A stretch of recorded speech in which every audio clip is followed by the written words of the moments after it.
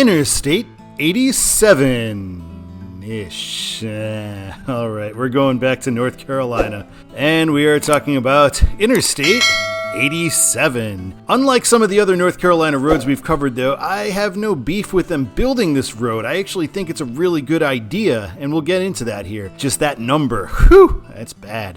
Alright, let's take a look at our route map. Currently, I-87 is the shortest in the system. It barely goes 20 miles, and part of that is a concurrency with 440. It is planned to go roughly around US 64 to US 17 to go from Raleigh to the Norfolk area. So I actually think that that is a sensible route to build, and the Tidewater area is kind of isolated interstate-wise just on 64. I think it would make sense to have one come from the south. I think that would be a good idea. You're watching Control City Freak. This is the YouTube channel where we talk about interstate highways and the places that they're assigned to go to. If you dig this kind of content, why not give us a like?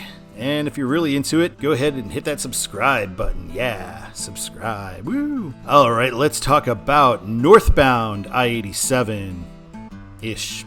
I-87 northbound, which is more of an east-west road than it is a north-south road, especially in its current form, begins here with the intersection with 440 in the Raleigh area on 40. So 40 signed east for Benson and Wilmington, and 87 gets north Rocky Mount along with 440, but that's really for 87. And just a little bit up the road on 440, we follow 440's mileage numbers here, and we get 87 signed for Rocky Mount and Wilson and Greenville. Some of that is for future 587, some of that is for future 87. Current 87 doesn't go to any of those places. I don't think Rocky Mount is the best choice. It's not that far away. The drive to Norfolk is only about 3 hours. I think Norfolk from the jump would be the way to go, but as it is right now, I'm fine with Rocky Mount being signed. At random interchanges, it is Wilson and Rocky Mount that are signed for I-87. And we see here we're on North 87, East 64 and East 264. Kind of interesting how they do this sign instead of just the individual shields. And we're in a somewhat urban area, as we can tell by that laundry list of exit signs coming up here.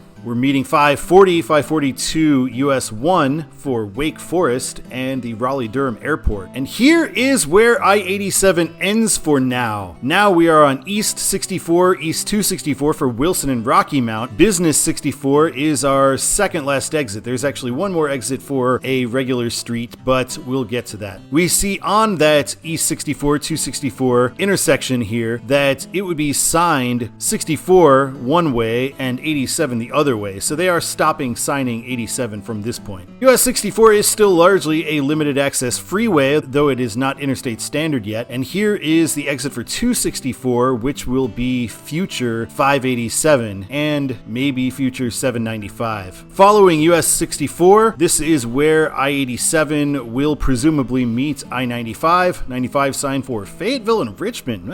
Surprisingly good signage on 95 here in the Rocky Mount area. Continuing on, US 17 will take over the route of future 87 as 87 bends up to the north and finally follows some of its north inclinations instead of just going east and west. Welcome to Virginia. This is roughly where I-87 will cross, I assume. And we'll skip ahead to 464, which is where I-77 presumably will end, somewhere around here. Alright, let's take a look at 587, which for some reason they're not building from 87, they're building from the other direction around North Carolina. We saw that exit before for 264, and that's what we're on now, and we got our exit with 95, North Rocky Mount, South Benson, so considerably worse signs for 95 at this intersection, although right now this intersection is just with a US highway. On I-95, it is signed for South 795 from this point, but there's no mention of 587, although on Google Maps they say this part is 587 already. Who knows? Also, Wilson, Greenville, Goldsboro. If you have 3 control cities that most people don't know, you have 0 control cities. Get rid of 2 of those. And at this interchange here, we see it is signed for South 795 and East 264. No mention of 587. We continue on, and then we get 795 splitting off for Goldsboro and Kenley. 301 is going to be signed for Wilson. We don't get a pull-through sign here, which is weird. It's going to be 587, but they don't tell us that. Maybe they tell us that it's some other sign, but I don't know. Very weird how they do this. At this interchange, though, we do get a sign for East 587. So we do have a 587 shield up there. Yet on what presumably is 587, the reassurance shield is just for 264. I don't know. North Carolina, they come up with these roads haphazardly, it seems like, and then they just kind of sign it, kind of not. Really bad job by NCDOT here. I mean, if you're going to make the road, put signs on it. This is basically the end of 587. We're in the outskirts of Greenville, North Carolina here. And here we see East 264 Washington, West 264 Wilson. That is the exit to get back onto what will be 587. All right, let's talk about southbound 87. Right now off of 464, US 17 is signed south for Elizabeth City, which is in North Carolina, not Virginia. So Virginia not being that provincial here. Obviously, they're not going to sign for Raleigh right now because US 17 doesn't go there. I'm fine with how they sign this as it is now, but I would like to see it Raleigh if and when I-87 comes here. Welcome to North Carolina, nation's most military-friendly state. Okay. That's quite a flex to put that sign right at the Virginia border, you know, the state that has the Pentagon, and you're 10, 20 miles away from the largest naval facility in the world at Norfolk. So yeah, I know there's a lot of military bases in North Carolina, but that just seems like a weird flex on the Virginia border. Plus, if NCDOT is in charge of any sort of military operations, we're never going to win a war ever again. Here is where 17 has its exit for Elizabeth City, and bypass will go on to Edenton, which is where we'll meet 64, I think. And here we do meet US 64, so we will go straight to be on westbound 64 / future-ish 87. We're meeting I-95 again, and we get Fayetteville and Richmond once again, so that's good. I don't know why there's no overhead sign, but again, this is a U.S. highway right now, not an interstate, so I'm okay with it for the time being. On I-95, we see we get US 64 east for Rocky Mount and west for Nashville, Raleigh. Nashville is the next town over. North Carolina, like I say, they like to do two in general, and as long as we have that Raleigh on there, that's fine. And again, U.S. highway, so no big deal. Rollsville Road coming up right here, exit 14, is actually the final exit of I-87 in its current stance. Before, the exit numbers were a lot higher. Now suddenly it's 14. And here's a look again from that exit that we saw at the end of I-87. So we see 87 South Raleigh in one direction, East 64, East 264 the other direction. So we see there is no signage for 87 there. Now we have an exit for 540, again to Wake Forest. Let's take a look at 540. On 540, we get 87 North for Rocky Mount and Wilson, and 87 South for Raleigh, even though those are both east-west places. This wasn't always 87 though. We see just a few years ago, this road from 540 on was signed 495, which again is weird. If you're going to make it an X95 and send it out to I-95 and end it, why would you make it 495? Why would you not make it a 3-digit number when it's obviously a spur into Raleigh? And do you think the world needs another 495? We already have plenty of those. It's the least creative number ever.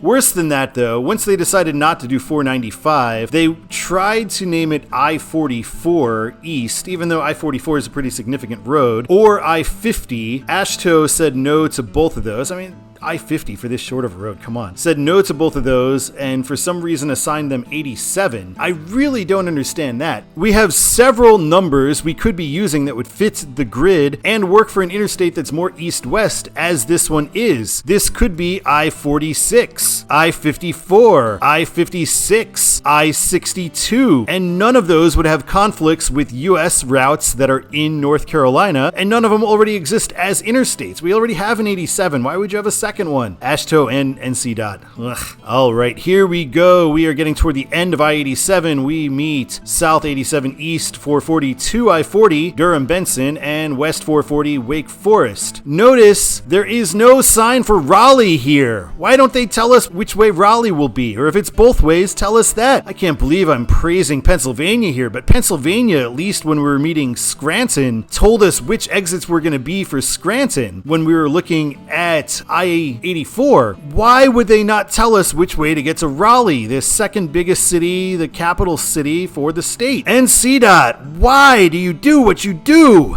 All right, we are on 440/87. We get exit 16, 440's numbers, and it's not even 440's numbers because those end at 40. We meet 40 east for Benson and Wilmington. And now we get a mileage sign. We get 40 east, 1/4, Rock Quarry Road, 1.5. We're meeting 40 west at the same time we meet 40 east. Why not just say 40?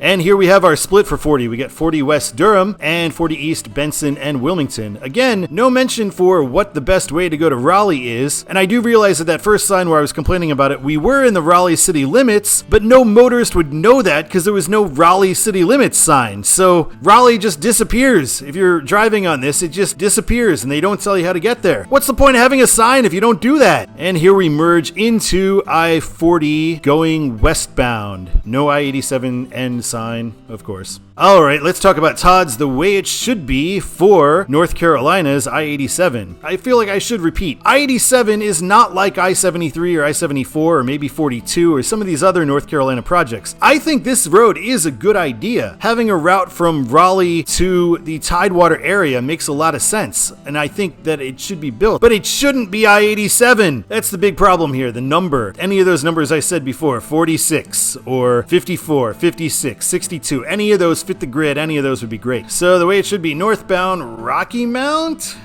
Maybe? I actually wouldn't even say Rocky Mount because it's so close, but we do meet I-95 there, I guess. I think just signing it straight for Norfolk is the way to go. Once it's complete, signing it for Rocky Mount right now is fine. Southbound, I would say it should be signed for Raleigh the entire way. No reason to bring Rocky Mount into it when we're in Virginia. Virginia shouldn't bother signing Rocky Mount, just sign Raleigh. Although I know Virginia signs Rocky Mount now. All right. That will be the end of this episode of Control City Freak. Thank you so much for watching this episode. My name is Todd, and we will be back soon with one of the I-88s. So stay tuned. I'll see you soon, but until then, keep on trucking.